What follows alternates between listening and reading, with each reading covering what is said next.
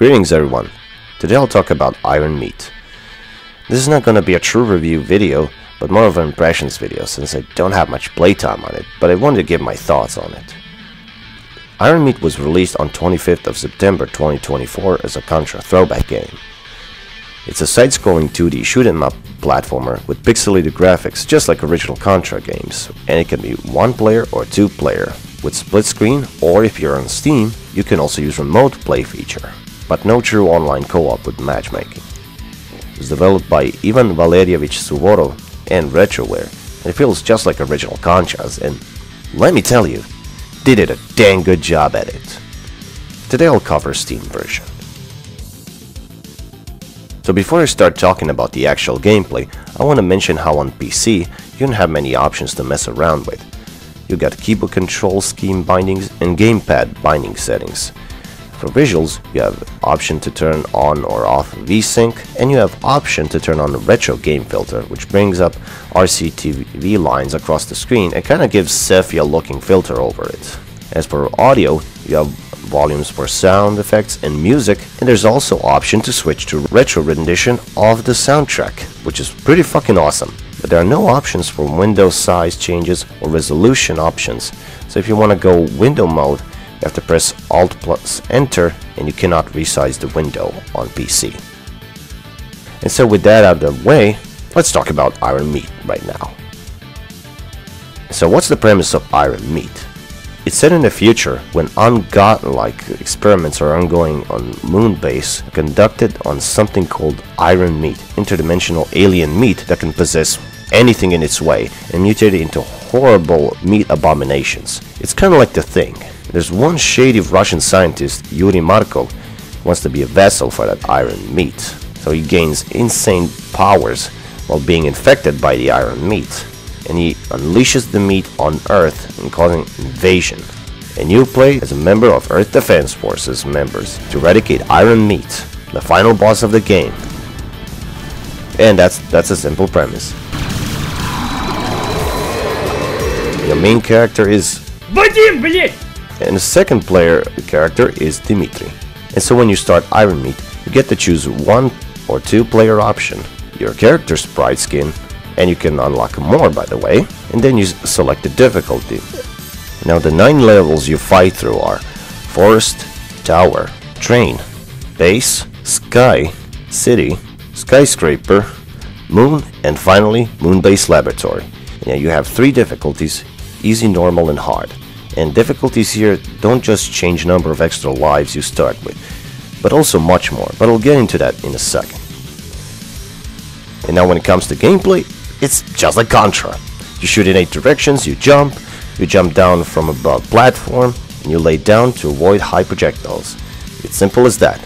The game uses 2 weapon equipment taken from Contra 3 Alien Wars, but there are no super bombs from Contra 3. So it's just you and the guns. And just like in Contra 3, if you die with the equipped weapon, you lose that weapon and go back to your starting weapon. Now the weapons are all inspired from Contra. You have a regular rifle that shoots decently fast.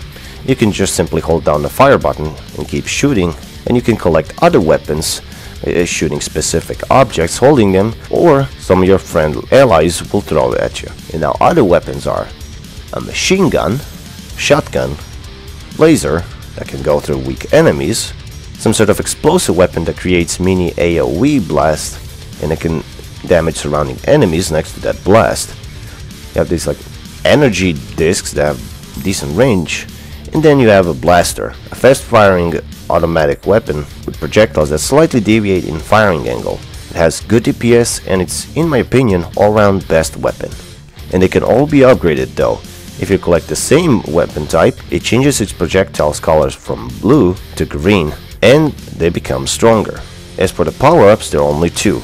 They're both temporary, lasting for like 15 seconds or so. You have these projectiles that spread across the screen in all directions, and then you have a rapid fire. And now let's talk about enemies.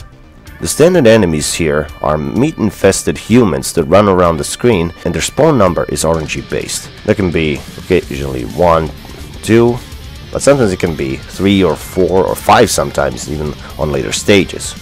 And as for the other enemies, You have shooters, you have infected barrels, turrets, cars, boxes, maggots, worms, and many, many more.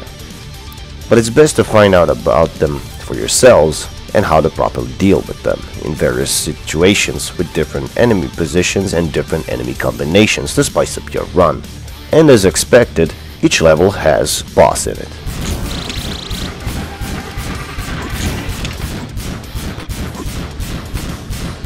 And the game has point system as usual for retro games, where you have to achieve 20,000 points for extra life. And you can collect extra points, and you can also shoot down some extra scenery. It's pretty cool. And of course, if you run out of all lives, you get a game over, and you have to restart the whole level again, or you can just give up. And if you beat the level, you get XP to level up your rank, but you're only getting extra skins, and so all extra content here is obtainable by simply playing the game and not paying real money. Thank fuck. And now let me go back to the difficulties again. So easy difficulty gives you 30 extra lives to start with, and it's a reference to the 30 lives in Contra after inputting Konami code. And normal gives you 16 extra lives, and hard difficulty only gives you 8 extra lives. And difficulties here don't just affect the amount of lives you get, but also adds more enemies, regular grunt speed is increased, enemies shoot faster firing projectiles, shooters fire much quicker, and so on. But you'll notice all the little changes when jumping from normal to hard. And on hard, oh, it's indeed hard, but it's satisfying to beat. But this is a typical trial and error type of game that forces you to remember what killed you, to remember enemy spawns, their patterns, best ways to avoid their attacks, and how to move well and being precise. It's pure old school game where it's just you in the game and it's skill based and it doesn't hold players' hands. It's get good type of game. It's not really complicated to talk about. It's pretty much a straightforward game with good gameplay. Let me just mention the music, how fucking awesome it is. So you have two types of music. So it's a standard instrumental and there's a retro version of each track. It's freaking awesome and it just amplifies the action on screen. It's amazing. Done by Vladimir Tugay, or Darkman007 as he's known with his online alias. Really good stuff there. I mean, what to say, it's a straightforward game. It's a $20 base game, made for old school gamers, made by gamers who want a good challenge. Yeah, it's not pay to win, it's none of that. It's just pure old school, and that's what makes it awesome. And now let me just mention the extras just a little bit. So you got a pretty good amount of extra skins you can unlock. It's all just unlocked by simply beating the levels, by simply playing the game, and that's it. And you can also check achievements, so nothing really special here, but you can get some funny names here, there, like Based One, that has Pixelated Giga Chad as an image. That's chatty. But now, let me talk about things that I wish they were improved, and I want to mention one softlock glitch that I encountered. Now, it could be just me, or it could be a common problem, but I'm gonna have to address it. But my primary complaint here is the lack of true online co-op. And if you don't have a buddy next to you, well, Steam at least has remote play, which is still better than nothing, I say.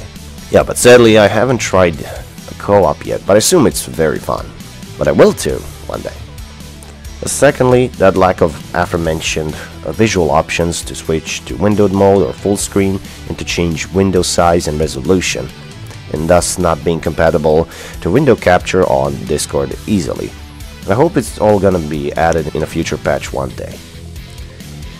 And now, let me mention that glitch that I encountered. So that happened at level 6 boss, which is Monster House. So once you reach this one building at the end, there's this like meat that possessed the entire building, and it's a multi-phase boss.